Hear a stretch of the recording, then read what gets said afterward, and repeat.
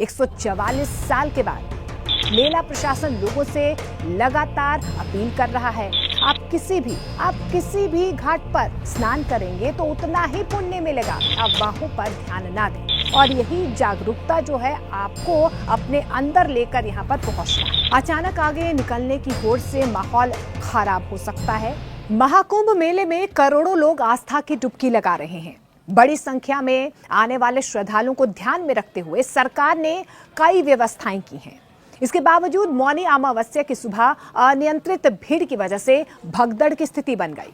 ऐसे में इस वीडियो में हम आपको बताएंगे कि अगर आप भी महाकुंभ में जाने की तैयारी कर रहे हैं तो किन बातों का आपको विशेष ध्यान रखना होगा। महाकुंभ में देश दुनिया से लोग आ रहे हैं, यानी कि आस्थावान लोग संगम में स्नान करने के लिए आ रहे हैं। 144 साल के बाद ये मौका आया है जब महाकुंभ में सभी लोग पुण्य प्राप्त करना चाह रहे हैं और यही वजह है कि प्रयागराज में उम्मीद से ज्यादा भीड़ जुट रही है।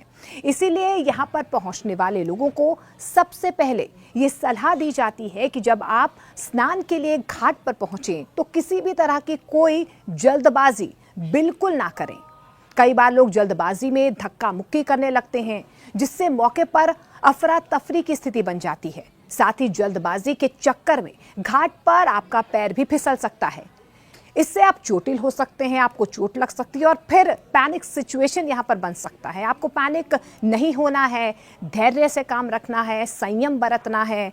आस्था अनमोल है। आस्था एक ऐसी चीज़ है जिसे आप खरीद नहीं सकते हैं, इसका कोई मोल नहीं है। लेकिन आस्था के साथ आता है धैर्य, आस्था के साथ आता है संयम, आस्था के साथ आती है जागरूकता और यही जागरूकता जो है आपको अपने अंदर लेकर यहाँ पर पहुँचना है। लेकिन महाकुंभ शुरू होने के शुरुआत से ही मेला प्रशासन लोगों से लगातार अपील कर रहा है कि संगम के सभी घाट पवित्र हैं। आप किसी भी घाट पर स्नान करेंगे तो उतना ही पुण्य मिलेगा, उतना ही पुण्य आप कमाएंगे। ऐसे में आप जिस घाट पर पहले पहुंच रहे हैं वहीं पर आप आस्था की डुबकी लगा लें। जिस घाट पर अधिक भीड़ हो वहां पर जाने से बचें, ये प्रशासन की तरफ से लगातार अपील की जा रही है। आप भी प्रशासन की तरफ से जो नियम कायदे बनाए गए हैं उनका अनुपालन जरूर करें। प्रशासन ने श्रद्धालुओं की सुरक्षा और सुविधा के लिए कई निर्देश भी जारी किए हैं। क्राउड मैनेजमेंट को लेकर लोगों से लगातार सहयोग की अपील की जा रही है। बहुत सारे श्रद्धालु संगम तट पर ही स्नान करना चाह रहे हैं। ऐसे में अगर आप संगम तट पर जाने का प्रयास कर रहे हैं तो प्रशासन की ओर से तय किए गए रास्ते से ही जाएं। जो नियम बनाए गए हैं, जो कायदे बनाए गए हैं, उन्हीं रास्तों से आपको आगे बढ़ना होगा। साथ ही जिस लेन में आप चल रहे हो उसे तोड़कर दूसरी लेन में जाने का प्रयास ना करें।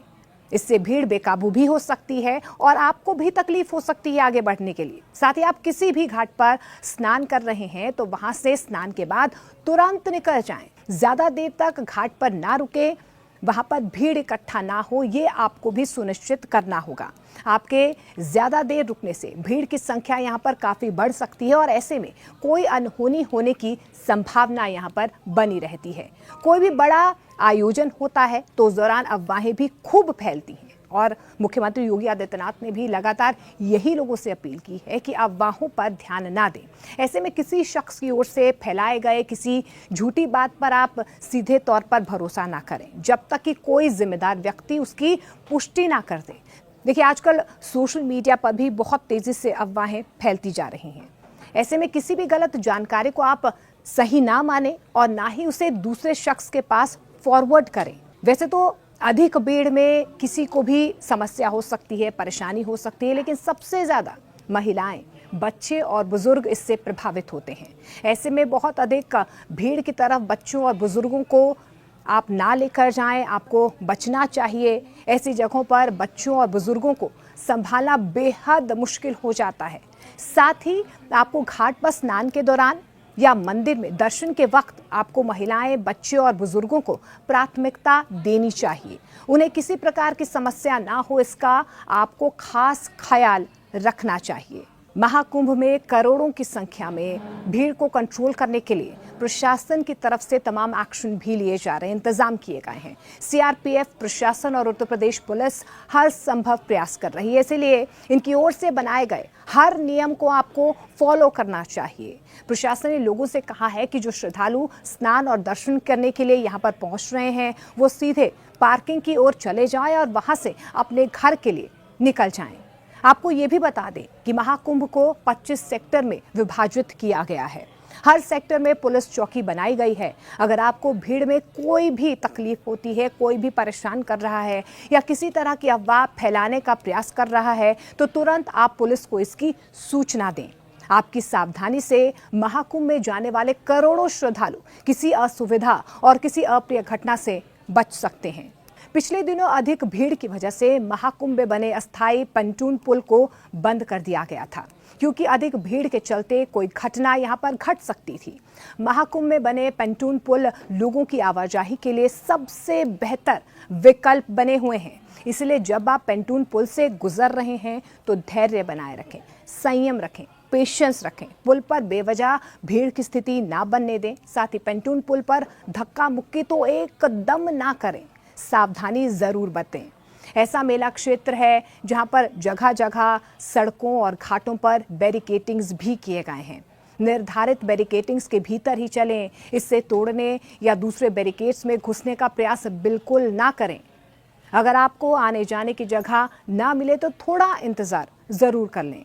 अचानक आगे निकलने की होड़ से माहौल खराब हो सकता है और आपको अपनी जिम्मेदारी यहाँ पर निभानी होगी। प्रशासन का सहयोग जरूर करना होगा। श्रद्धालु महाकुंभ में हुई भगदड़ की घटना से बिल्कुल भी घबराएं नहीं। प्रशासन ने स्थिति पर नियंत्रण पा लिया है। श्रद्धालु कई घाटों पर, विभिन्न घाटों पर लगातार स्नान कर रहे हैं। आप महाकुंभ जाने का प्लान कर रहे हैं तो वीडियो में बताएं सावधानियों को जरूर ध्यान में रखें। इन नियमों को फॉलो करने से किसी भी अनहोनी से बचा जा सकता है।